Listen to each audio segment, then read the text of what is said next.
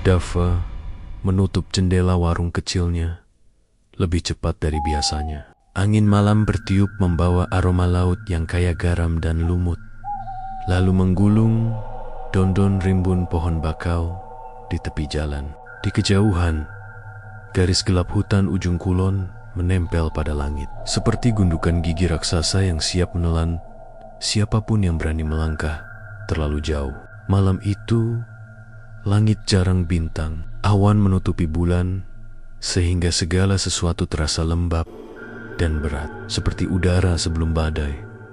Dava bukan orang yang percaya pada cerita-cerita klinik. Ia tahu menghitung untung rugi dagangan sate dan es kelapa, tahu kapan musim ikan datang, tahu mana pelanggan yang selalu hutang. Hidupnya sederhana, tapi ada lubang besar di dalamnya, hutang yang menumpuk, harapan yang terkikis, dan rasa malu yang membakar setelah badai keputusan yang salah. Di rumah, istrinya Rina selalu memegang buku tabungan dan menghitung tiap rupiah. Tak ada lagi tawa yang dulu mengisi rumah mereka, hanya angka-angka dan ketegangan yang menempel di sudut-sudut malam itu. Ketika lampu jalan bergoyang pelan, seorang pria tua datang ke warung Dava. Wajahnya digerutu waktu, jaketnya bau minyak tanah, mata kecilnya seperti butir arang. Ia duduk tanpa meminta, memesan kopi hitam, lalu menatap Dava seperti sedang memilih antara memakan atau menyelamatkannya. Kalau kau butuh uang, sampai segitunya, aku bisa tunjukkan jalan, kata pria itu tanpa basa-basi. Suaranya serak seperti ranting kering. Dava tertawa kecil, menutupi kegugupannya. Orang kampung cuma tahu kerja, aku jualan, aku berusaha. Jalan lain, apalagi yang ada? Tentu saja ada jalan lain, jawab pria tua itu, mencondongkan badan seperti hendak berbisik. Di balik hutan ada sebuah rumah tua, peninggalan leluhur. Di dalamnya ranjang yang tak pernah kosong. Ranjang itu ranjang keramat memberi yang dicari oleh banyak orang. Tapi ada aturannya. Aturan itu harus diikuti. Dava menahan napas. Beberapa minggu terakhir, namanya sering muncul di mulut para tetangga sebagai salah satu yang sedang hampir runtuh. Ia tahu godaan itu, tahu pula bahwa orang-orang gila karena hutang sering memilih jalan yang tak wajar. Namun ketika pria tua itu menyebut ranjang keramat, sesuatu di dada Dava bergetar. Bukan karena hawa dingin malam, tapi karena harapan yang licin menyelinap masuk. Apa aturannya? Tanya Dava. Suaranya lebih pelan dari yang ia kira. Pria tua itu meneguk kopinya sampai habis, lalu meletakkan cangkirnya seperti meletakkan sebuah perang. Pertama, tidak boleh datang dengan pasangan sah. Ranjang itu menuntut sesuatu yang lain. Kedua, jika kau mencoba menipu, membawa istri yang sah, kau tidak akan pulang. Ketika tentang malam, tentang pengorbanan, tentang jangan menuntut kalau belum mengikuti aturan. Banyak yang datang, banyak yang pulang dengan tangan kosong, dan beberapa pulang dengan cerita yang tak sempat didengar oleh keluarga mereka lagi. Dava tertawa, tapi kali ini tawanya gugup. Siapa yang percaya? Ini bukan pasar, Pak. Ini bukan psikolog yang berdiri di pojokan. Pria tua mengangkat bahu. Percaya atau tidak, itu sudah pernah terjadi. Di sini orang lupa cerita lama. Mereka hanya ingat ada orang yang datang ke hutan dan berubah nasib, atau tidak pulang sama sekali, malah membentang semakin pekat. Di rumah, Rina membolak-balik tagihan dan menaruhnya di meja. Dava memikirkan wajah istrinya, tegas, kuat, tapi lelah. Ia membayangkan Rina mengangkat kepala, menatapnya dengan mata yang dulu penuh cinta, tetapi kini hanya menyisakan tuntutan. Dava merasakan sesuatu mengeras dalam dadanya. Bukan kepercayaan, melainkan tekad yang nyaris buta. 2 hari kemudian, Dava pergi. Bukan sendirian, tapi bersama seseorang yang lain. Nina. Nina bukan istrinya. Nina bekerja di pasar. Wajahnya selalu dilapisi bedak sederhana. Senyumnya mudah dan suaranya seperti musik yang membuat hari-hari Dava terasa lebih ringan. Ia dan Nina saling memahami rindu yang tak pernah boleh terucap. Nina tahu tentang hutang-hutang Dava dan ada sesuatu seperti simpati yang berubah jadi bantuan, bukan sekedar empati, tetapi keterlibatan yang berlanjut ke keintiman. Mereka berangkat ke hutan dengan gelap di mata dan kantong berisi perbekalan seadanya. Perjalanan ke ujung kulon malam itu seperti melintas ke tubuh lain. Kabut yang menggulung dari tanah, ranting yang seperti lengan-lengan menutup jalan, suara serangga yang saling membentuk irama. Mereka berjalan tanpa percakapan berarti. Nina menggenggam tangan Dava sekali, dan Dava merasa ada ketenangan sementara. Sesekali, bayangan pohon menyambar, memunculkan ilusi rama-rama tua yang seolah hidup. Ranjang keramat ditemukan dalam sebuah gubuk tua yang hampir runtuh, tertekan oleh akar-akar pohon beringin yang memeluknya erat. Kayu atap telah lapuk, namun di dalam, cahaya remang seperti berasal dari sesuatu yang bernyawa. Di tengah ruangan, tertata sebuah ranjang kayu berukir motif-motif yang tak dikenal. Ukiran itu seperti wajah-wajah kecil yang menatap balik. Ranjang itu tampak bersih, hampir memikat, seolah menanti tubuh yang akan datang untuk menjadi pemanasnya. Di bibir gubuk ada simbol-simbol kecil yang dibuat dari abu dan bunga. Aromanya manis, tidak seperti dupa biasa.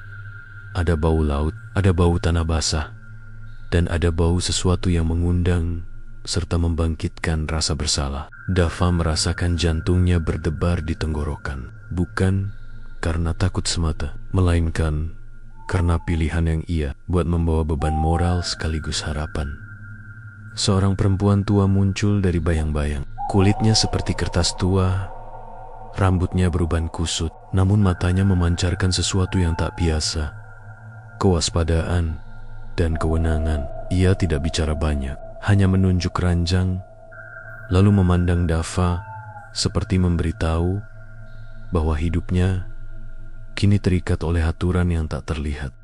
Malam itu, mereka mengikuti ritual dengan hati-hati. Bukan ritual membakar atau memotong, hanya doa-doa tertutup, mengusap ukiran dengan minyak, menaburkan bunga, dan menyanyikan mantra yang merayap pelan ke dalam kesunyian. Ketika mereka berbaring, rangkaian bani-bani halus mulai terdengar bergumam dari sudut-sudut gubuk, seperti bisikan yang bergerak di bawah lantai. Ranjang bergetar perlahan, bukan karena getaran angin, tetapi seperti denyut napas yang datang dari kayunya sendiri. Nina menahan napas. Dava merasakan sesuatu menyentuhnya, semakin dalam, sampai ia hampir tak bisa menahan suara. Di sanalah, malam dan dunia lain bertaut, ada perasaan hangat, ada rasa dimiliki, dan di waktu yang sama, ada peringatan yang berputar-putar, seperti seekor lalat hitam. Dava ingin menjerit lalu berlari, namun ada rasa lega aneh yang menahan kakinya. Uang, utang, wajah Rina yang murung, semua itu seakan menipis, digantikan oleh sensasi hening yang menjanjikan kebebasan.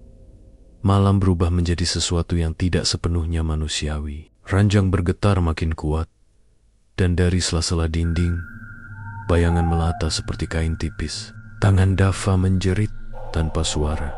Ia merasakan adanya kehadiran, bukan hanya panas, tetapi juga pengakuan. Namun di balik semua itu, tepat seperti yang dikatakan orang tua di warung, ada syarat yang tak tertulis. Ranjang tidak menerima kebohongan. Ketika pagi hampir menyentuh ujung langit, Dava membuka mata. Di samping Nina terlelap dengan napas yang tenang. Serbuk bunga menempel di rambutnya. Di seluruh tubuh Dava Eda rusa one uang. Tidak banyak, hanya beberapa lembar yang diletakkan rapi di saku celananya. Ia menangis kecil di dalam, merasa lega sekaligus dicemaskan oleh caranya mendapatkan itu. Di jalan pulang, hati Dava berperang antara malu dan kemenangan. Namun kemenangan itu hanya bertahan sampai ia melihat sebuah kerumunan di tepi jalan desa. Ti Saichu, seorang pria yang pernah kupergunjingkan tentang membawa istri ke gubuk Ia yang percaya bisa menipu. Nasib tergeletak seperti boneka yang dihancurkan. Tubuhnya rusak, muka bengkak, matanya menatap kosong ke satu titik. Orang-orang berbisik bahwa ia membawa istrinya ke ranjang keramat sebagai bukti keberanian. Mereka berkata bahwa ia berniat menuntut berkah, tetapi yang didapat hanyalah murka. Dava menelan ludah. Ada rasa yang mendesak di dalam kepalanya. Pelan tapi pasti. Bagaimana nasib Rina jika ia ketahuan? Bagaimana kalau rasa bersalah itu kembali menghantuinya? Saat ia sampai di depan rumah, Rina menatapnya dengan mata yang lebih tajam dari biasanya. Ia tidak bertanya opo-opa tentang hutan, tentang Nina. Hanya menaruh secari kertas di meja. Tagihan baru yang harus dibayar. Malam itu, Dava terpaku di ambang pintu. Uang di sakunya terasa seperti batu. Ia tak bisa menceritakan apa yang terjadi, bukan hanya karena rasa malu, tetapi karena takut bahwa pengakuan itu bisa membawa bencana yang lebih besar. Dan di dalam kegelapan, di antara dengungan nyamuk dan suara ombak jauh, ada bisik-bisik yang tak pernah ia undang. Suara malam, suara ukiran ranjang, suara sesuatu yang menuntut. Ia tahu langkahnya sudah bercampur darah dan doa. Ia tahu ia telah membuka pintu yang tak mudah ditutup. Di suatu sudut gubuk tua, ukiran-ukiran kecil itu seolah tersenyum. Ranjang keramat tetap berbaring, menunggu. Cerita tentang mereka yang datang dengan selingkuhan dan pulang membawa uang akan menyebar seperti asap. Tapi ada satu peringatan yang berulang di bibir-bibir penduduk. Jangan pernah menipu ranjang itu. Jangan pernah datang dengan pasangan yang sah. Kata-kata itu terdengar sederhana, tetapi di dalamnya tersembunyi sesuatu yang lebih gelap daripada hutan ujung kulon. Dava menutup matanya. Di balik kelopak, bayangan Nina, Rina, dan ranjang itu saling bertempur. Ia merasa seperti berada di tengah jalan setapak yang dibelah dua. Satu sisi adalah kehidupan yang pernah ia bayangkan tenang, aman, dengan Rina di sisinya, dan sisi lain adalah lorong yang berkilau, tapi licik, memikat dengan janji-janji mudah. Di antara dua sisi itu, ada suara halus yang menunggu jawaban. Dava tahu, jawabannya akan menentukan bukan hanya nasibnya sendiri, tetapi juga nasib orang-orang yang dicintainya. Malam masih panjang, dan di hutan ujung kulon, ranjang keramat menunggu orang berikutnya yang tergoda. Dava terbangun oleh suara yang bukan suara, bukan alarm, bukan panggilan penjual ikan, melainkan dengung rendah yang terasa merambat di tulang. Ia menarik selimut yang sudah lama tak terasa hangat, dan untuk beberapa detik, dunia seperti macet.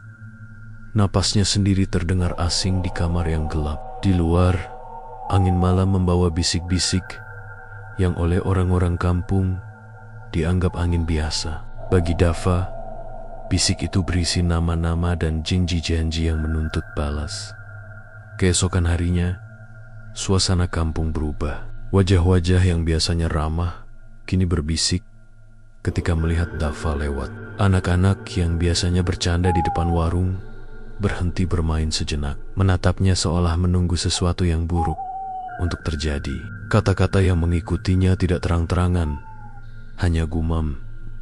Dia yang keranjang, lalu jeda panjang, seperti napas yang ditahan Rina diam saja. Tetapi matanya tajam. Ia melihat perubahan dalam gerak tubuh suaminya. Cara Dava menoleh ke jendela. Cara tangannya sering menutup mulutnya ketika namanya hampir keluar. Di dapur, ia menaruh panci di atas kompor dengan gerakan yang rapi. Namun jarinya gemetar ketika membuka laci. Ia mencoba menolak firasat yang membesar di dadanya, mencoba menekan rasa takut dengan angka-angka pembukuan di buku tabungan. Namun malam demi malam, rasa itu bertumbuh seperti jamur. Nina juga berubah. Setelah malam di gubuk, ia tidak lagi tertawa lepas. Senyumnya menjadi tipis. Matanya sering kosong menatap sesuatu yang tidak ada. Malam-malamnya dipenuhi mimpi yang membuatnya terbangun dengan keringat dingin. Kata-kata dalam tidurnya berbelit-belit seperti mantra. Kadang, ia menangis sendirian di dapur pasar. Tangan menyelusup ke rambutnya, seolah ingin mencabut sesuatu yang menempel di kepalanya. Ia tak bilang apa-apa pada Dava. Mungkin karena malu, mungkin karena takut, atau mungkin karena ia sendiri belum tahu siapa yang sudah memasuki hidupnya. Kabar tentang ranjang keramat menyebar cepat, seperti penyakit yang menempel pada bibir-bibir. Orang-orang datang bukan hanya dari kampung tetangga, ada juga yang menyamar sebagai pedagang, sebagai pemulung, sebagai pemuda yang ingin menguji nyalinya. Beberapa pulang dengan senyum tipis di wajah, beberapa lagi pulang dengan mata yang kosong. Di Voreng Kopi, pria tua yang dulu memberi petunjuk pada Dava duduk lebih sering, menatap jalan seperti menunggu pengunjung. Suatu sore, ketika matahari menipis, Rina tak tahan lagi. Ia duduk di ambang pintu, memegang secarik kertas yang baru saja ditandatangani bank. Hutang bertambah, bunga menumpuk. Ia menatap ke arah rumah tetangga, tempat Nina bekerja, lalu menatap suaminya yang tampak menimbang antara pulang cepat atau menutupi sesuatu. Rina memutuskan untuk bicara, bukan dengan suara yang memaafkan, tetapi dengan pertanyaan dingin yang akan merobek semua kebohongan. "Dava," katanya, ketika suaminya masuk dari jalan setapak, "kenapa kau sering pulang malam? Kenapa kau jadi pelupa? Apa ada yang harus kubaca dari wajahmu?" Dava menunduk. Kata-kata tertahan di kerongkongannya. Ia tahu ia harus berbohong lagi, atau mengaku dan menunggu amukan yang lebih dahsyat daripada semua badai yang pernah ia lalui. Malam di gubuk masih menempel di kulitnya seperti bau dupa. Uang di sakunya terasa kotor. Di mata Rina ada beban yang tak bisa ia alihkan. Bukan sekadar hutang, melainkan pembuktian bahwa sesuatu telah berubah di antara mereka. "Aku bekerja lebih lama," jawab Dava akhirnya. Suaranya patah. "Ada pesanan besar, Pak Hasan. Aku harus bantu sampai malam." Rina menatap suaminya, seperti menimbang berat janji. "Kerja atau main? Kalau kau bekerja, kenapa kau pulang dengan mata seperti orang yang baru meraup untung besar? Kalau kau main, siapa yang kau mainkan?" Kalimat itu menusuk. Dava menunduk lebih dalam, melindungi sesuatu yang ia sendiri tak rela melihat. Ia ingin berkata benar, ingin mengatakan bahwa ia mengambil uang dari ranjang kerama, tetapi lidahnya keluh. Di dalam ada dua suara. Satu yang memohon agar ia jujur, satu lagi yang membisikkan cara untuk mempertahankan rahasia.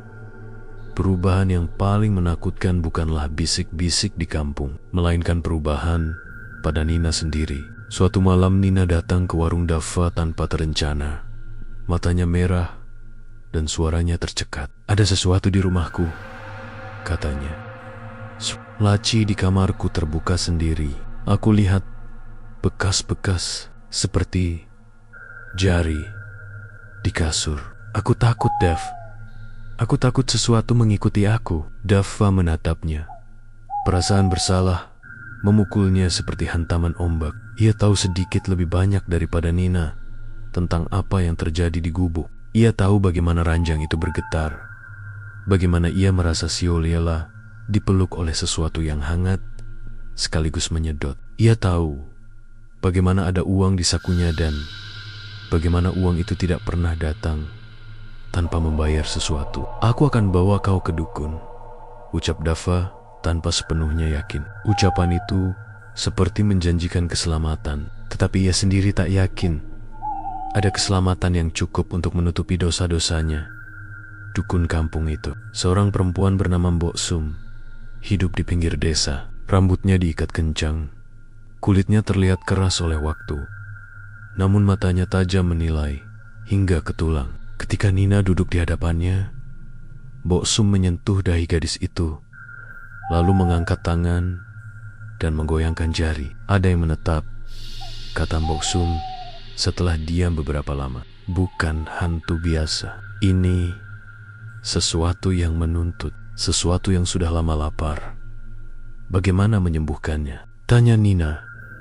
Nadanya memecah. Apa harus ada sesajen? Apakah aku perlu mengembalikan apa yang kubawa dari sana? Mbok Sum menutup matanya sejenak. Korban seperti kau tak selalu tahu apa yang mereka bawa pulang. Kadang hanya bau, kadang hanya rasa di kepala, kadang mata yang melihat sesuatu. Tapi kalau ia menempel, berarti ia punya hak. Hak harus dibayar, dan yang menagih tak ramah. Kata-kata itu seperti menoreh. Dava merasakan dingin menjalar di punggungnya. Hak menagih. Tahu yang dimaksud Mbok Sum. Ranjang itu memiliki aturan yang tak sekadar larangan. Ia memiliki catatan hutang, dan hutang selalu datang menagih. Seringkali dengan cara yang tak manusiawi.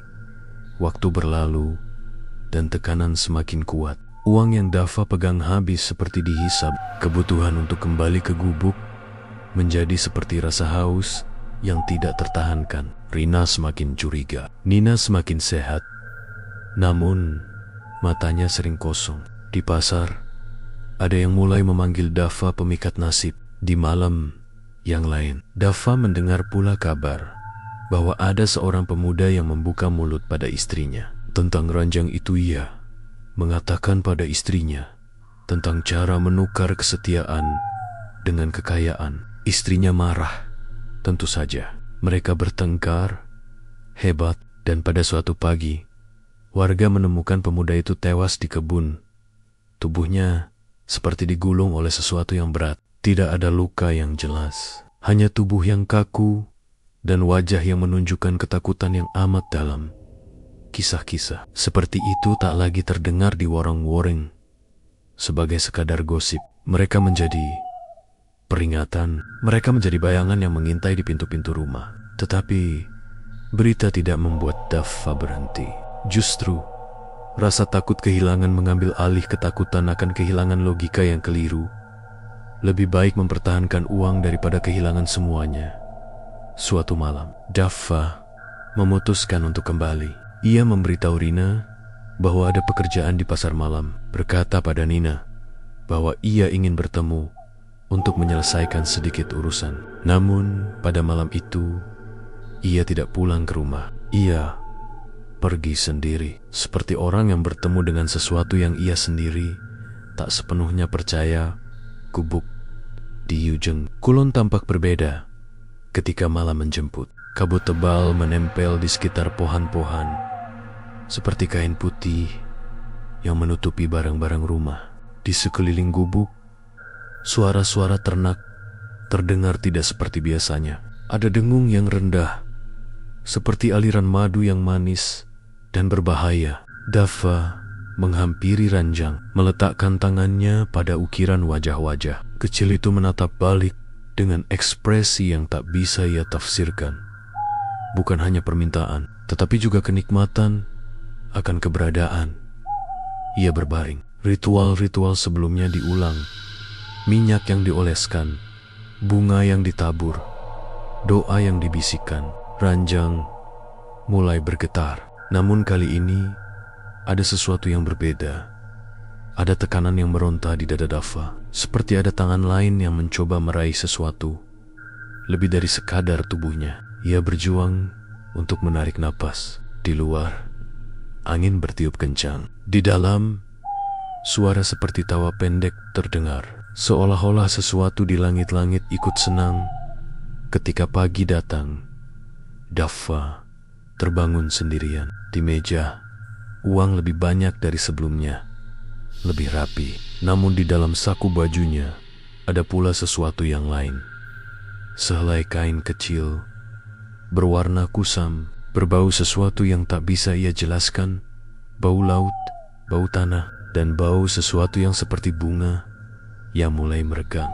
Ia memasukkan kain itu ke sakunya seperti memasukkan batu.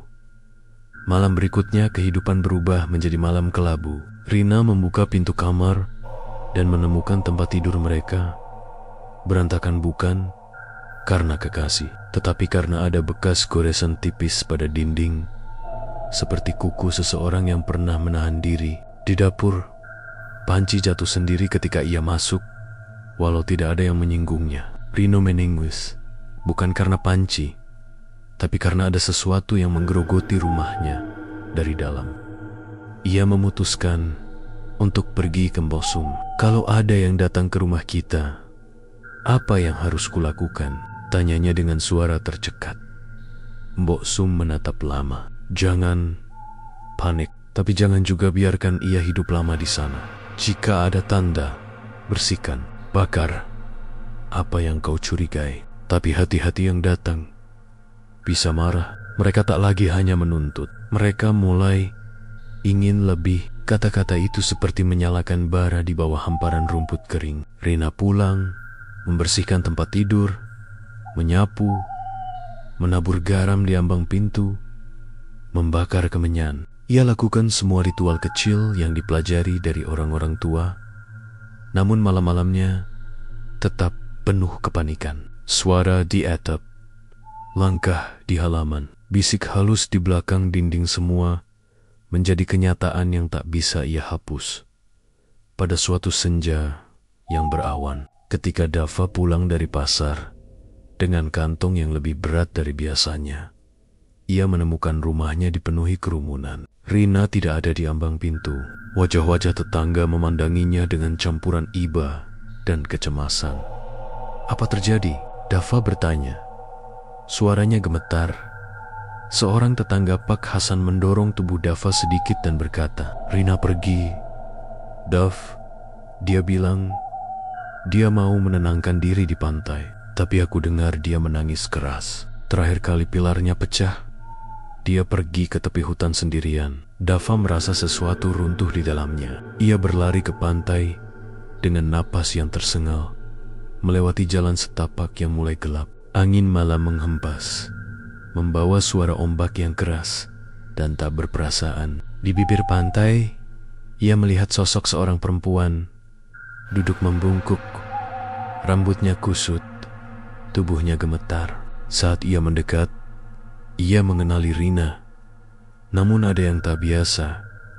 Matanya kosong, wajahnya pucat seperti kertas, dan bibirnya bergerak tanpa suara. "Rina!" teriak Dava sambil meraih tangan istrinya. Namun sentuhannya seperti menyentuh kabut. Rina menoleh perlahan. Di matanya ada sesuatu yang bukan milik malam biasa.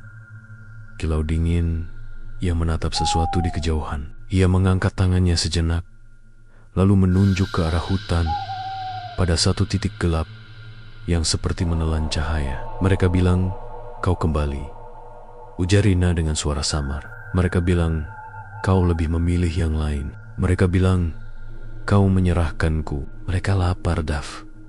Mereka bilang belum cukup." Dava menelan ludah. Di dadanya ada dua rasa yang saling beradu. Rasa kasih yang tak ingin kehilangan, dan rasa malu yang menggerogoti setiap alasan. Ia marahi Rina, menggenggam lengan yang dingin. "Rina, aku tidak." Tapi Rina menepis tangannya seperti menepis tong sampah yang berbau busuk. "Kau selalu bilang tidak. Kata-katamu tak lagi cukup. Mereka ingin yang lebih besar. Mereka ingin," kata Rina terputus. Lalu ia tergelincir ke tanah seperti kehilangan tenaga. Di pantai, ombak memecah dengan amarah. Dava menatap ke arah hutan, tempat di mana gubuk itu berdiri. Di ujung sana, sesuatu seperti lampu kecil berkedip. Bukan cahaya api, melainkan cahaya yang berdenyut seperti jantung. Dalam hati Dava, ada bisikan yang datang dari jauh. "Kau belum membayar semua." Malam itu, Dava tidak bisa tidur. Ia memeluk Rina yang tertidur dengan napas yang tak karuan. Ada rasa menyesal yang berputar. Jika saja ia tidak pergi. Jika saja ia jujur. Jika saja ia memilih kerja keras daripada jalan pintas. Namun penyesalan ibarat pintu yang terkunci. Cara menebusnya bukan hanya kata maaf, tetapi sesuatu yang mungkin tak bisa ditukar lagi dengan uang. Keesokan harinya, sebuah keputusan dibuat bukan oleh Dava, tetapi oleh rasa penasaran yang dingin. Ia kembali ke gubuk dengan alasan ingin menutup urusan agar jangan ada yang salah. Ia membawa bunga, minyak, dan kain putih. Di balik itu, ia juga membawa sebuah kotak kecil berisi beberapa lembar uang, berharap bisa menutup utang yang masih menempel. Ketika ia sampai, gubuk tampak lebih sepi dari sebelumnya. Pintu berderit ketika ia dorong. Di dalam, ranjang tampak kosong, bersih, menunggu. Namun, udara di sekitar terasa seperti disemprotkan oleh es. Di atas ranjang, ada bekas-bekas seperti jejak kaki kecil, bukan manusia. Jejak yang seolah menari di atas kayu. Dava merunduk, lalu menyentuh salah satu ukiran. Ia mendengar sesuatu, bukan suara, tetapi getaran yang masuk ke tulangnya. Di belakangnya, sesuatu bergeser. Ia menoleh, dan untuk beberapa detik, ia melihat bayangan perempuan, bukan Nina, bukan Rina, melintas di ambang pintu. Sosok itu tak solid. Ia seperti kebingungan antara kabut dan cahaya. Ia tersenyum, dan senyumnya membuat dunia mengerut. "Kenapa kau kembali?" Sebuah suara terdengar dari sudut gelap. Suara itu bukanlah suara Mbok Sum atau pria tua di warung. Suara itu dalam dan hangat seperti gua. Namun di dalamnya ada nada yang mengancam. Dava ingin berlari. Ia juga ingin berlutut. Ia merasa tubuhnya kosong dari keputusan. Namun sebelum ia bisa memilih, sebuah bayangan merayap turun dari langit-langit, melingkari kakinya seperti kain. Dava berteriak, tapi suaranya tercekik. Ia merasakan sesuatu menghisap panas dari tubuhnya, bukan darah, tapi sesuatu yang lebih dalam. Rasa aman, rasa cinta, rasa yang ia beri kepada keluarganya sendiri ketika ia terlepas. Ia melihat sesuatu di tangannya. Kain kecil yang sama dengan yang ia temukan di sakunya. Dulu kain kusam yang kini basah seperti baru. Di atas kain itu ada noda-noda kecil, bukan darah, tetapi sesuatu yang mengilap seperti biji. Dava tidak tahu apa maksudnya. Yang ia tahu hanyalah satu hal. Harga itu sudah naik. Di desa, di warung kopi, orang-orang menatap satu sama lain. Mereka merasakan perubahan, seperti gelombang halus yang menyapu. Nina, yang dulu sering diam, kini mulai berbicara tentang hal-hal yang tidak bisa dijelaskan. Mimpi tentang ranjang yang menangis, suara yang memanggil nama orang di desa, dan bayangan yang ingin ditemani. Rina semakin sering keluar malam tanpa diketahui tujuannya, melempar kain di laut dan memandang titik di mana gubuk ada. Ditutup bukan dengan jawaban, melainkan dengan pertanyaan yang menusuk. Sampai kapan harga akan terus meningkat? Siapa yang akan menjadi pembayaran berikutnya? Dan apakah cinta yang pernah ada di antara Dava dan Rina masih cukup untuk menukar kebaikan yang telah hancur? Di dalam hutan ujung kulon, ranjang keramat tetap berbaring tenang, menunggu, seolah menulis catatan panjang tentang mereka yang datang dan yang pergi. Dan di suatu malam ketika bulan terselip awan, ada suara lembut yang menempel di telinga Dava ketika ia pulang. Sebuah nama dipanggil dengan nada yang manis dan mengerikan sekaligus. Namanya. Angin malam yang lembab menyapu pekarangan rumah tua itu. Dava berdiri di dekat pintu belakang, mematung, wajahnya pucat. Ia baru saja kembali dari dapur setelah mendengar suara langkah kaki yang mencurigakan di malam sebelumnya. Tapi kali ini tidak ada suara apapun, justru keheningan yang terlalu sunyi, sampai-sampai ia bisa mendengar detak jantungnya sendiri. Namun, ada satu hal yang membuatnya tidak tenang. Sumur tua di belakang rumah. Sumur yang sejak kecil selalu dilarang oleh ibunya untuk didekati. Sumur yang bahkan di siang hari pun tampak gelap seperti mulut raksasa yang menelan cahaya. Dan malam ini, sumur itu terasa memanggil. Rasa tak enak yang semakin nyata Dava merasakan tengkuknya tiba-tiba dingin. Bulu kuduknya meremang bersama hembusan angin yang membawa aroma lembab bercampur amis. Nggak mungkin, cuma halusinasi, gumamnya. Meski ia sendiri tidak yakin. Tiba-tiba, Dafa, suara itu datang begitu dekat, seolah tepat di belakang telinganya. Dafa langsung menoleh cepat. Jantung hampir jatuh ke perut. Tidak ada siapapun, hanya pekarangan kosong dengan lampu belakang rumah yang berkedip pelen-pelen, seolah ketakutan. Dafa, kali ini suara itu datang dari arah sumur, pelan, dalam. Seperti suara seseorang yang berbicara dari dalam air. Dafa merasakan pipinya memanas, tangannya berkeringat, tapi entah kenapa kakinya melangkah sendiri mendekati sumur itu.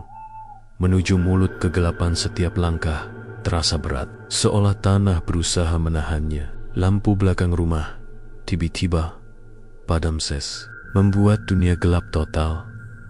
Tinggal cahaya bulan saja yang menimpa sumur tua itu, menampakkan dindingnya yang berlumut, dipenuhi sulur tanaman liar yang seperti tenggen-tenggen kecil menggapai saat Dafa semakin dekat. Udara di sekitarnya berubah drastis, lebih dingin.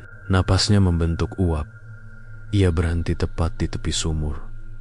Dan di sana ada tangan pucat menggantung di bibir sumur. Jari-jarinya kurus panjang, kukunya patah-patah. Dafa menahan napas. Tangan itu bergerak perlahan, naik menggenggam pinggiran sumur dengan kuat, seperti seseorang sedang berusaha memanjat keluar. Dafa mundur beberapa langkah, ingin lari. Tapi tiba-tiba sebuah suara muncul dari bawah. Suara perempuan, lembut, namun serak, seperti paru-parunya penuh air. Kamu sudah datang. Akhirnya, sosok yang muncul. Dafa terpaku ketika sosok itu mulai muncul dari sumur. Pertama yang terlihat adalah rambut panjang basah, menjuntai seperti rumput laut, meneteskan air keruh. Lalu wajahnya pucat, bibir membiru, mata kosong namun menatap lurus pada Dafa. Kulit di pipinya seperti meleleh sebagian, meninggalkan celah yang memperlihatkan sedikit tulang. Namun yang paling membuat Dafa membeku adalah wajah itu familiar. Wajah itu mirip seseorang yang ia kenal, seseorang yang ia pikir sudah lama mati bertahun-tahun lalu.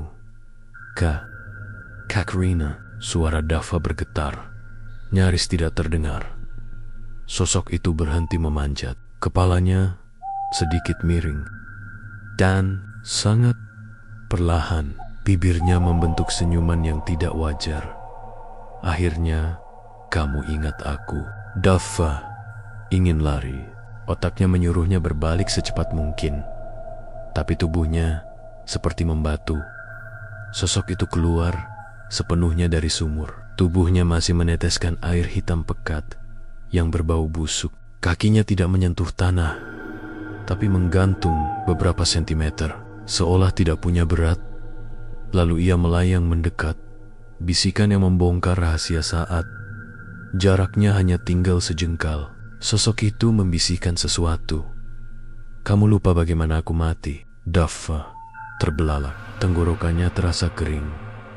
Aku belum sempat ia menyelesaikan kalimatnya. Tangan dingin sosok itu mencengkeram pundaknya. Suatu tekanan menghantam kepalanya. Ting, ting, ting. Seperti ada memori yang dipaksa muncul. Dan tiba-tiba, Dafa melihat pemandangan lain. Kabur, kacau, tapi nyata.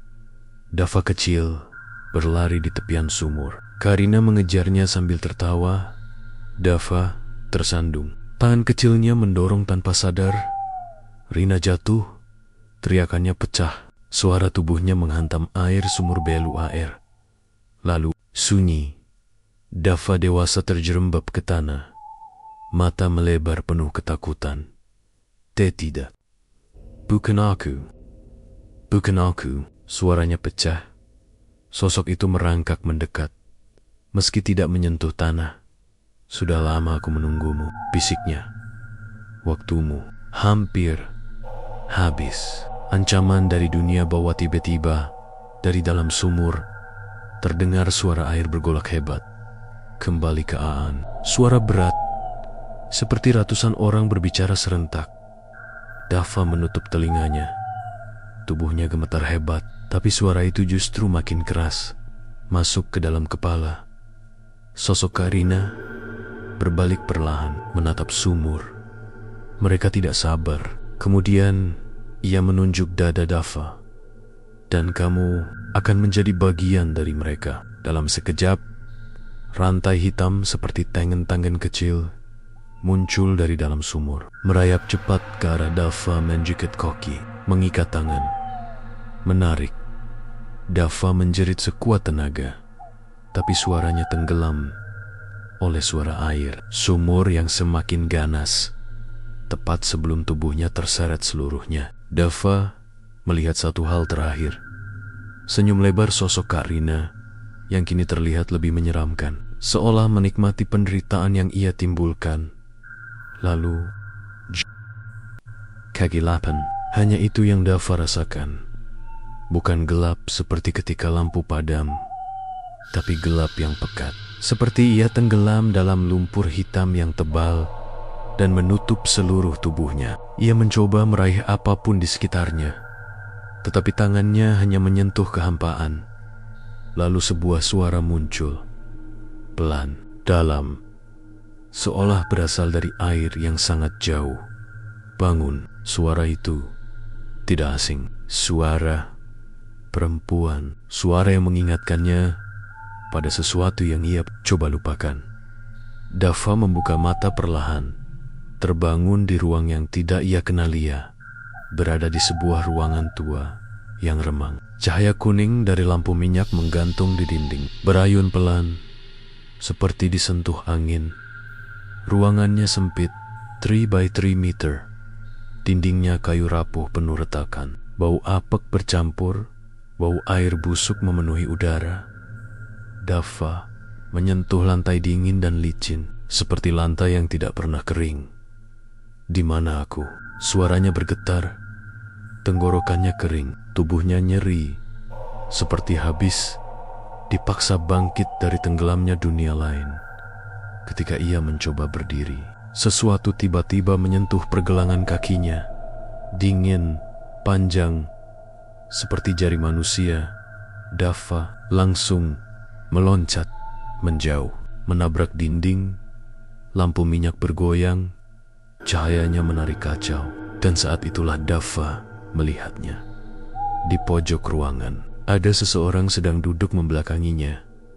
Rambut panjang hitam terurai, basah, menutupi punggungnya sampai menyapu lantai. Bahunya naik turun pelan, seperti sedang bernapas.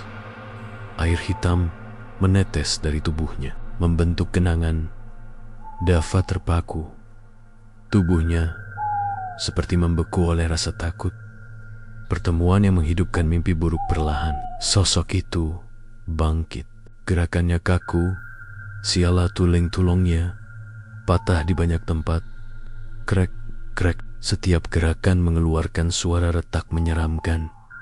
Sosok itu memutar kepalanya ke belakang terlebih dahulu. Kepala berputar 180 derajat tanpa memindahkan tubuhnya.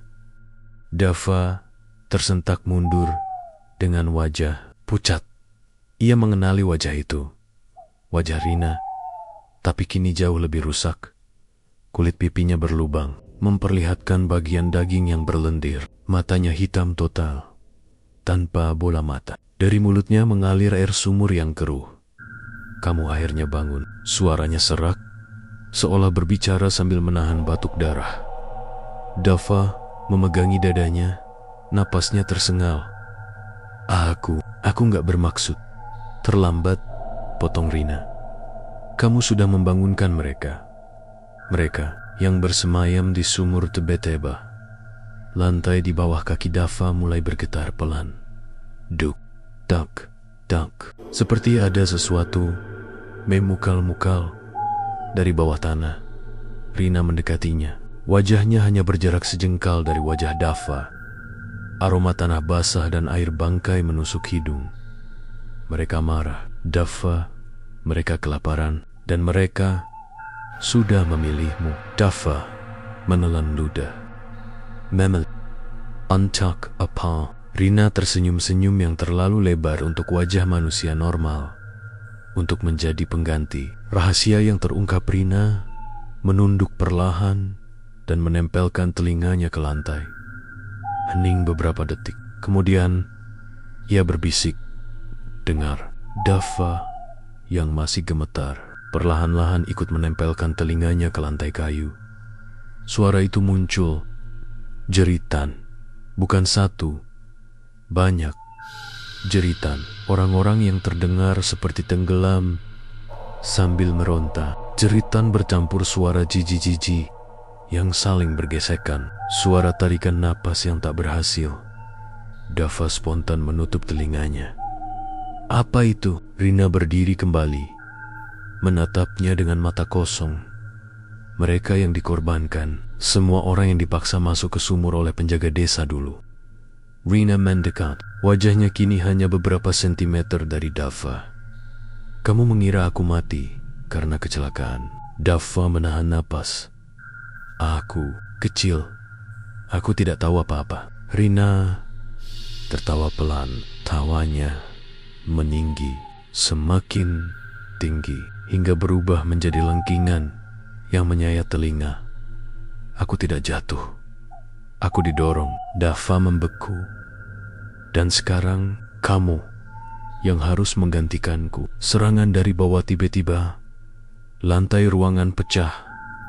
Di beberapa titik, tangan-tangan hitam berlendir keluar. Meraih, menguak, mencoba mencengkeram kaki Dava. Tidak. Lepaskan. Dava berusaha menendang, tetapi tangan-tangan itu memegangnya kuat seperti rantai hidup. Rina berdiri di sisi ruangan, menatap tanpa ekspresi.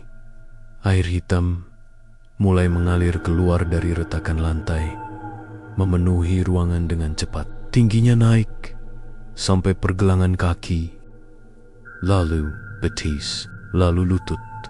Dava semakin panik. Rina, tolong. Aku mohon. Rina tidak bergerak. Justru ia tersenyum kecil. Dulu aku juga meminta tolong. Kata-katanya menusuk Dava lebih tajam daripada rasa dingin air itu. Penglihatan yang memaksa saat air mencapai pinggang Dava. Tiba-tiba ia melihat sesuatu. Kilatan memori. Cepat, liar, dan menyakitkan. Rina kecil menangis di dalam sumur. Warga desa menutup mulut sumur dengan batu. Tangan-tangan kecil meronta dari dalam. Doa-doa kuno dibacakan. Sumur itu menjadi tempat menahan semua pengorbanan. Dava menjerit. Kepalanya seperti ditusuk dari dalam. Rina mendekat dan berbisik. Sumur itu haus sejak dulu. Dava, kamu hanya menunda, bukan menyelamatkanku. Air sudah naik sampai ke dada. Tangan-tangan dari bawah semakin kuat menariknya turun. Dava meronta sekuat tenaga, tetapi air itu terasa seperti memiliki kehendak sendiri. Dalam detik terakhir, sebelum wajahnya tenggelam sepenuhnya, ia melihat Rina menatapnya dari atas. Matanya kini penuh warna merah, dan dengan suara yang menggema, ia berkata, "Selamat datang di kutukan kami, Dava." Lalu, semuanya gelap. Gelap, dingin, sunyi. Dava tidak tahu berapa lama ia tenggelam. Rasanya seperti tubuhnya diikat oleh kegelapan yang punya berat sendiri. Ia tidak merasakan udara, tidak merasakan detak jantung, tidak merasakan apapun selain tekanan yang begitu kuat di seluruh tubuhnya. Namun, perlahan dari keyohan muncul satu suara. Tarik napas. Suara perempuan. Sema Jo seperti dituturkan dari balik kabut mimpi. Dava ingin menjawab, tetapi tidak ada udara. Tidak ada mulut, tidak ada tubuh. Ia mencoba menggerakkan tangan, namun yang ia rasakan hanyalah goyangan lembut dalam kehampaan. Lalu mendadak ada cahaya. Bukan cahaya terang yang menyilaukan, melainkan cahaya kehijauan, seperti sinar yang menembus air dalam gua bawah laut. Dan bersamaan dengan itu, rasanya seperti paru-paru Nia kembali hidup. Ia tersedak keras, seperti seseorang yang baru diseret keluar dari tenggelamnya dunia lain. "Hah?" Daffa tersungkur. Tubuhnya tergeletak di atas permukaan yang lembab, keras, dan dingin. Napasnya terengah-engah, seperti baru lari berkilo-kilometer. Saat ia mengangkat wajah, ia baru sadar ia berada di dalam sumur. Tapi sudah tidak seperti dunia manusia. Dunia di bawah sumur tempat itu tampak seperti gua raksasa di bawah tanah. Dindingnya licin, berlumut hitam, dengan urat-urat merah yang berdenyut pelan, seperti nadi lenggut langitnya tidak terlihat, seolah memanjang ke dalam kegelapan tanpa batas.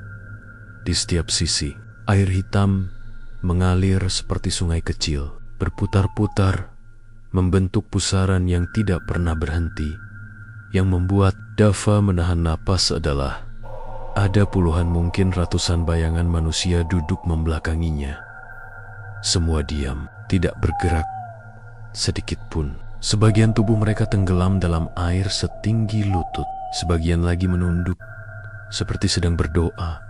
Semua tampak mengenakan pakaian dari berbagai zaman. Ada yang berpakaian seperti tahun 60. Ada yang masih memakai seragam sekolah. Ada pula yang berpakaian seperti orang desa zaman lama. Daffa membeku. "Ini apa?" gumamnya gemetar. Kemudian dari antara mereka muncul satu suara perempuan. Mereka yang dikorbankan. Daffa menoleh. Rina berdiri di sisi kiri. Rambutnya masih basah. Wajahnya pucat, tetapi berbeda dari wujudnya di bab sebelumnya. Kini ia tampak lebih manusiawi. "Hanya di tempat ini aku bisa kembali seperti dulu," katanya. Lirih Daffa masih menahan ketakutan yang begitu pekat. "Rina, kenapa aku di sini?" "Karena gerbangnya sudah kamu buka," jawab Rina pelan. "Kamu sudah menyentuh ranjang keramat dalam kondisi yang tidak seharusnya." Daffa tersentak. Ranjang itu, makhluk itu. Rina menatapnya dengan sorot sedih yang aneh. Itu semua bagian dari perjanjiannya, perjanjian yang dibuat leluhur desa untuk memberi kekayaan pada manusia. Dengan imbalan jiwa, barisan para korban Rina menunjuk ke barisan manusia yang duduk membelakanginya.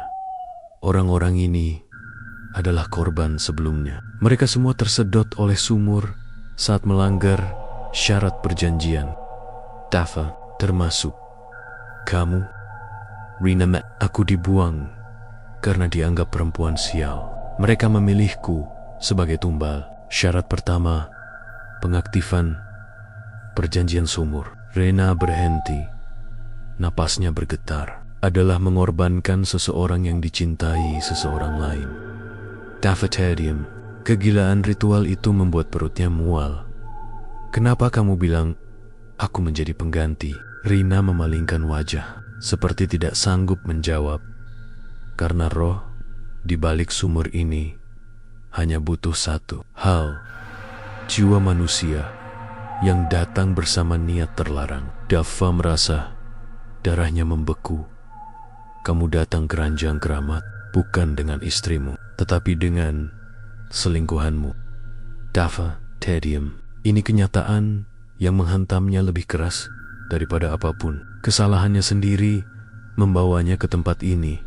Ketika semua menoleh berseman, tiba-tiba semua sosok manusia yang duduk membelakanginya mulai bergerak perlahan, sangat perlahan. Mereka menoleh secara bersamaan. Setiap kepala memutar dengan deritan tulang yang panjang dan menyakitkan. Crack, crack, creak. Dan ketika semua wajah itu menghadap Daffa menjerit. Wajah-wajah itu kosong, sebagian hancur, sebagian seperti retek-retuk, seperti tanah kering. Sebagian memiliki mata yang tenggelam ke belakang rongga. Semua menatapnya tanpa kedip. Dan kemudian mereka tersenyum. Senyuman yang tidak manusiawi, terangkat terlalu lebar, memperlihatkan jiji-jiji basah yang tumbuh tidak beraturan. Rina berkata pelan, "Mereka sudah merasakan keberadaanmu." Sosok di ujung gua dari kejauhan. Suara langkah berat terdengar. Suara seperti kaki besar menyeret lumpur basah. Dup, dak, dak. Rina langsung mundur 2 langkah. Wajahnya berubah pucat. "Tidak, dia terbangun?" tanya Dava panik. Rina gemetar. "Kepala sumur." "Kepala apa?" Belum sempat Dava bertanya lebih jauh. Dari dalam gelap muncul sepasang mata besar berwarna merah darah. Cahayanya menyentuh dinding seperti 2 obor neraka. Lalu sosok itu keluar dari kegelapan, tinggi lebih dari 3 meter. Tubuhnya seperti campuran manusia dan lumpur. Wajahnya memiliki 3 mulut yang tersusun vertikal, masing-masing berisi gigi hitam seperti paku. Tulang rusuknya tampak dari luar, dan setiap kali ia menghirup napas, terdengar suara seperti air sumur bergolak. Dava mundur. Tubuhnya bergetar hebat. "Kita harus lari." Rina menatapnya dengan mata kosong.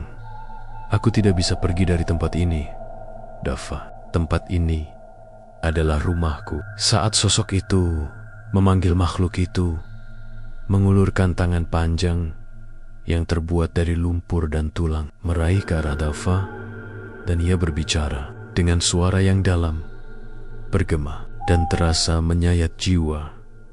"Kak yang membangunkan." Dava menutup telinganya, terjatuh panik. "Ku tidak tahu." "Aku tidak sadar. Kumohon." Makhluk itu mendekat. Wajahnya tepat di depan Dava. Mulutnya bergerak pelan, masing-masing mengeluarkan suara yang berbeda. Seperti 3 suara dari dunia yang terpisah.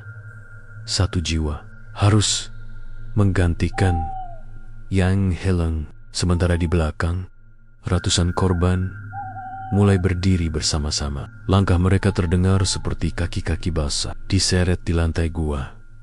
Mereka mulai mengepung. Dava, Rina hanya berdiri dan menatapnya dengan tatapan yang nyaris kosong. "Dava, kamu harus lari. Aku tidak bisa menyelamatkanmu." Makhluk penjaga sumur itu mengangkat tangannya tinggi-tinggi, siap menjatuhkan serangan. Air hitam mulai naik, berputar, membentuk pusaran tepat di bawah kaki Dava. Korban-korban yang membusuk mulai mendekat dengan tangan terulur, seperti ingin menariknya bersama mereka.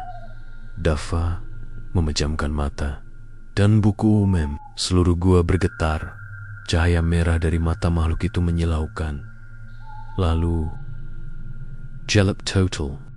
Semua bergerak dalam keheningan yang memekakan. Detik-detik sebelum kematian seringkali justru terasa paling sunyi. Dava membeku di tempatnya. Air hitam di bawah kakinya berputar semakin cepat, membentuk pusaran yang seakan menghisap jiwa, bukan tubuh. Makhluk penjaga sumur monster setinggi 3 meter dengan 3 mulut bersusun mengangkat tangan lumpurnya, siap menghancurkan korban-korban yang wajahnya rusak, retak, dan kosong. Semakin merapat mengelilinginya, seperti sekumpulan boneka rusak yang menunggu perintah untuk menyeretnya. Rina berdiri di belakang, tidak bergerak, hanya menatap, dan Raaak. Tangan makhluk itu menghantam tanah. Guncangannya begitu kuat hingga seluruh gua bawah sumur bergetar. Debu hitam jatuh dari langit-langit yang gelap. Saat tangan itu menghantam, pusaran air langsung melebar, berubah menjadi mulut besar, berwarna hitam, pekat seperti lubang. Menuju dunia lain, Dava terpental. Ia jatuh tepat di tepi lubang. Tubuhnya terguling ke arah jurang hitam itu. Tidak, Dava meraih batu, lumpur, apapun yang bisa, tapi lubangnya licin dan hidup. Seolah celah tanah itu menolak disentuh manusia. Ujung jarinya terpeleset. Ia jatuh. Jatuh ke dunia yang tidak masuk akal. Dava merasakan tubuhnya meluncur cepat ke dalam kegelapan. Namun anehnya, tidak pernah benar-benar menyentuh tanah. Seakan-akan ia jatuh dalam ruang tanpa gravitasi. Kemudian terdengar suara-suara kecil, bisikan, teriakan, ratapan, seperti ratusan mulut berbisik langsung ke telinganya. Giliranmu, Jelly, kamu yang membangunkan, kamu yang mengganti. Dafa, Dafa. Bisikan itu menembus kepala, menusuk sampai ke pikirannya. Cahaya, kehijauan muncul. Dafa Moranta, tapi gravitasi seperti menahannya dalam keadaan melayang. Kemudian ia mendarat di tanah. Tidak keras, lebih seperti jatuh di permukaan lumpur tebal yang dingin. Dafa perlahan bangkit.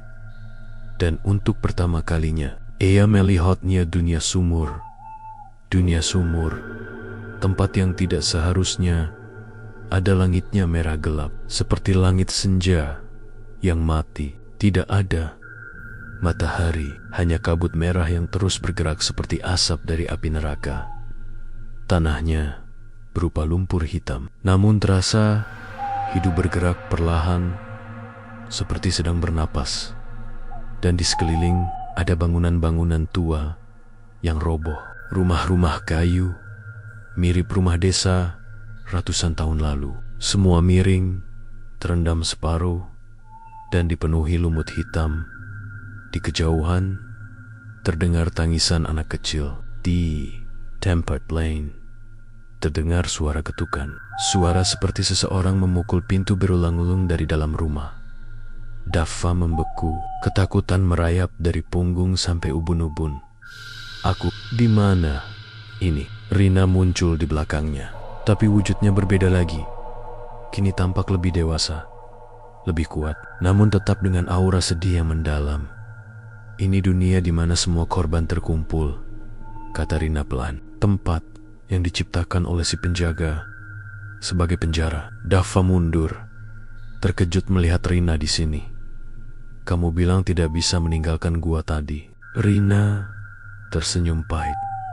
Yang tadi hanyalah pintu masuk. Dunia ini adalah inti kutukan, dan aku di sini sejak aku mati. Dafa merasa perutnya menjalar kedinginan. Lalu kenapa aku hidup? Belum, jawab Rina cepat. Kamu belum mati, tapi kamu juga tidak hidup sepenuhnya. Para korban mulai mungkel. Tiba-tiba dari balik rumah-rumah tua yang roboh muncul sosok-sosok manusia yang berjalan terpincang-pincang. Mereka tidak berlari, tidak mengejar, hanya muncul satu persatu. Wajah mereka kosong, tubuh mereka berlumur lumpur hitam. Dafa menelan ludah. Rina, siapa mereka? Rina menatap dengan sorot kosong. Korban yang tidak menerima akhir mereka. Jiwa-jiwa yang terjebak. Salah satu dari mereka mendekat, menyeret kaki seperti tulang patah. Saat ia cukup dekat, Dafa bisa melihat wajahnya. Wajah seorang perempuan muda yang setengahnya rusak seperti meleleh. Mulutnya membuka sedikit, dan suaranya keluar seperti angin lewat. Tenggorokan kosong. Kembalikan. Yang Helen di belakangnya. Ratusan korban lain mulai mendekat. Rina menarik lengan Dafa dengan panik. Kita harus pergi. Mereka mencium bau manusia hidup. Dafa berlari mengikuti Rina. Lumpur hitam menyedot kaki mereka setiap langkah, membuat gerakan terasa 3 kali lebih berat daripada di dunia manusia. Di belakang mereka, suara kaki para korban mulai terdengar cepat. Crack, crack, crack, seperti ratusan batang kayu patah sekaligus. Rumah tumbal Rina menyeret Dafa ke sebuah rumah tua yang hampir roboh. Atapnya bolong, dindingnya penuh ukiran aneh yang terlihat seperti bahasa kuno. Masuk, seru Rina sambil mendorongnya. Begitu mereka masuk, pintunya menutup sendiri dengan suara keras. Dafa hampir jatuh terduduk. Napasnya terengah-engah. Apa mereka akan masuk? Rina menggeleng. Rumah ini adalah rumah tumbal. Mereka tidak bisa masuk karena mereka semua dulunya dikorbankan di sini. Dava menatap sekeliling. Rumah itu hanya punya satu ruangan. Di dindingnya ada coretan dari arang, simbol mata, lingkaran, garis silang, dan gambar manusia yang ditarik ke sumur. Melihat itu membuat Dava ingin muntah. Rina, tolong jelaskan kenapa aku diburu, kenapa aku dibawa ke sini. Rina menunduk dalam-dalam. Dava, setiap jiwa yang terikat dengan ranjang keramat punya tugas. Dava menekung. Dan tugas itu adalah menggantikan satu jiwa yang hilang. Rina menatapnya. Matanya berkaca-kaca. Aku yang hilang itu, Dava. Dava membeku. Apa maksudmu? Rohku terjebak di sini karena tidak ada yang menggantikan posisiku. Ketika kamu menyentuh ranjang keramat, mereka mengira kamu rela menjadi pengganti. Dava merasa seluruh lututnya lemas. Aku nggak tahu, Rina. Aku tahu. Potong Rina lembut. Kamu tidak berniat jahat, tapi sumur tidak peduli. Dava memegang kepalanya. Kebingungan, ketakutan, dan penyesalan bercampur jadi satu. Jadi, kalau aku menggantikan posisimu, kamu akan bebas. Rina diam. Napasnya berat. Aku bisa keluar. Tapi Rina memandangnya dengan tatapan yang sangat menyakitkan. Kamu akan tinggal di dunia ini selamanya. Dari luar rumah terdengar suara dentuman keras. Para korban mencoba memecahkan dinding rumah tumbal. Sementara itu, makhluk penjaga sumur mengaum dari kejauhan. Suara itu menggema di seluruh dunia. Sumur seperti badai. Rina memegang bahu Dava.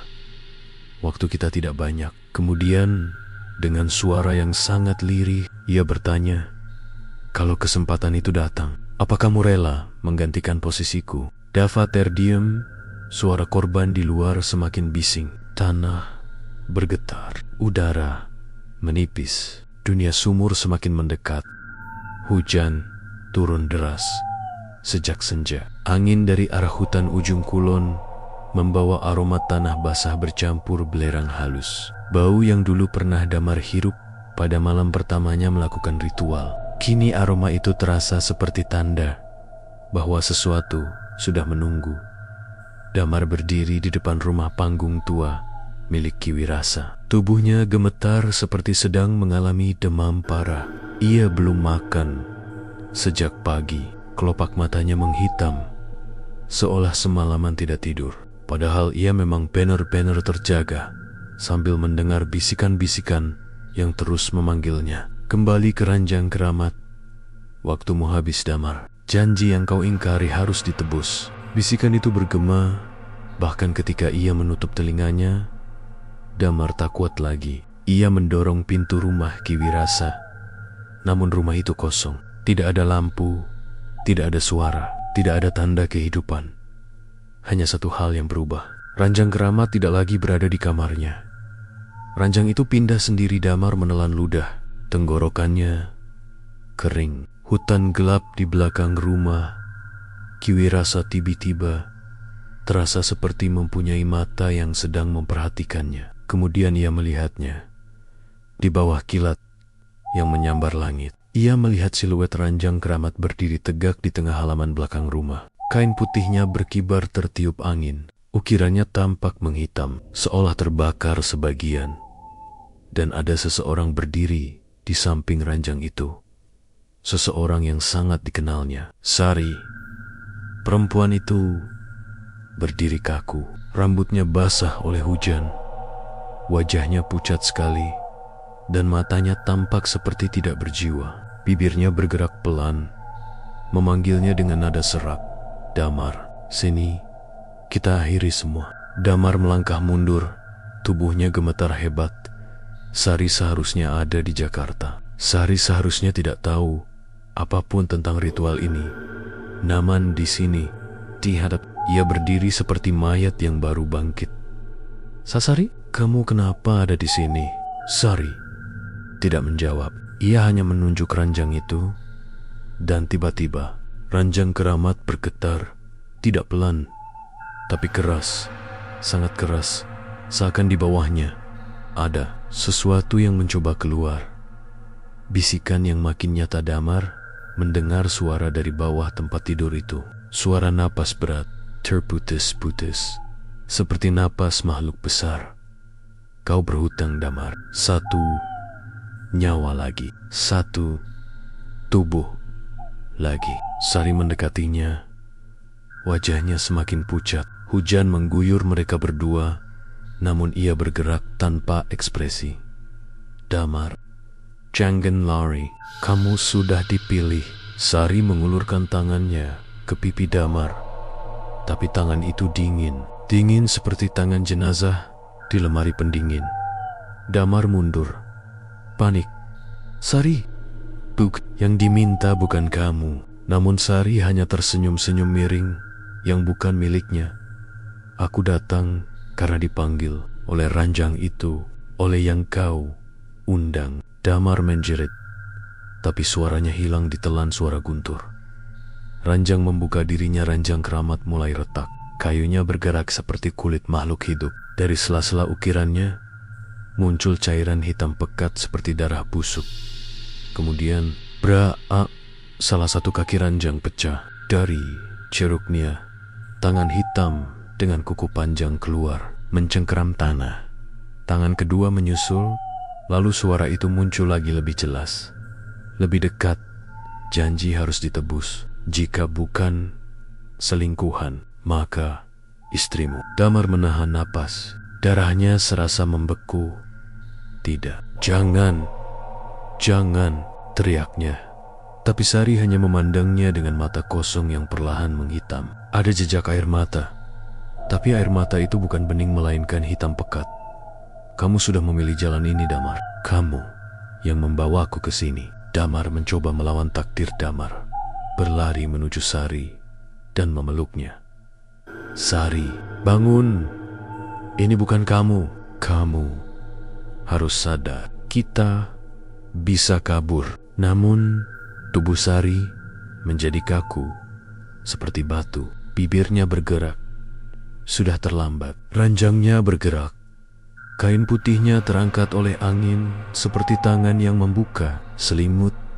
Kemudian sesuatu merangkak keluar dari bawahnya. Makhluk hitam setinggi dada manusia, berkulit kasar seperti arang, bermata merah menyala. Tubuhnya kurus tapi berotot. Giginya tajam memanjang, seperti setengah manusia setengah binatang. Makhluk itu menunjuk Sari. Wanita ini adalah milikmu. Karena itu, nyawanya harus jadi bayarannya. Damar berdiri di depan Sari, melindunginya. Ambil aku. Jangan, sorry. Ini aku yang datang pertama kali. Aku yang memulai ritualnya. Makhluk itu terdiam, lalu tertawa pelan. Suaranya seperti logam beradu. Tidak, aturan leluhur tidak berubah. Yang kau bawa, itulah bayarannya. Sorry, man. Kali ini air matanya kembali bening. Damar. Damar menggenggam tangannya. Aku janji, aku selamatkan kamu. Namun janji itu hancur ketika ranjang keramat bergerak dan membuka dirinya seperti mulut raksasa menganga, menampakkan rongga gelap dengan suara desingan angin neraka. Dan dalam sekejap, Sari ditarik oleh tenggen-tenggen hitam ke dalam rongga ranjang itu. Damar! Tolong, Damar! Jeritan Sari menggema menghancurkan hati Damar. Damar berusaha menarik tubuhnya, tapi tangan-tangan itu jumlahnya puluhan. Kuku-kuku panjang itu merobek kulit Damar, membuat darahnya tercecer ke tanah. Namun, yang terdengar justru tawa makhluk itu. Kau mendapat kekayaan. Kau mendapat semua yang kau inginkan. Sekarang ranjang mengambil apa yang menjadi haknya. Sari menghilang. Ranjang menutup. Hening. Hanya hujan yang masih turun. Hukuman terakhir Damar jatuh berlutut. Darah mengalir dari lengannya, dari dadanya, dari suara hatinya yang pecah. Ia menjerit memanggil Sari, namun ranjang itu hanya diam. Makhluk itu berjalan, mendekatinya. Kau masih berutang. Satu hal lagi. Tam menatapnya penuh ketakutan. Makhluk itu mengepalkan tangan dan menempelkan jarinya ke dahi Damar. Kau tidak akan mati, tapi kau akan hidup dengan suara yang akan mengikutimu selamanya. Tiba-tiba seluruh kepala Damar dipenuhi jeritan Sari. Jeritan yang berulang-ulang. Jeritan saat ia ditarik. Jeritan terakhirnya. Dan suara itu tidak pernah berhenti. Tidak di malam itu. Tidak di hari berikutnya. Tidak seumur hidupnya. Ranjang itu masih menunggu esok paginya. Warga menemukan Damar berjalan sendirian di jalan desa. Pakaiannya robek, tubuhnya penuh luka goresan, dan matanya kosong, seperti orang yang kehilangan jiwa. Ia terus menggumamkan kalimat yang sama. Jangan tidur di ranjang itu. Jangan tidur di ranjang itu. Jangan. Jangan. Ketika warga mencari rumah Ki Wirasa, rumah itu telah hilang. Yang tersisa hanya tanah kosong dan bekas pondasi. Dan di tengahnya ada ranjang keramat. Seperti menunggu korban berikutnya.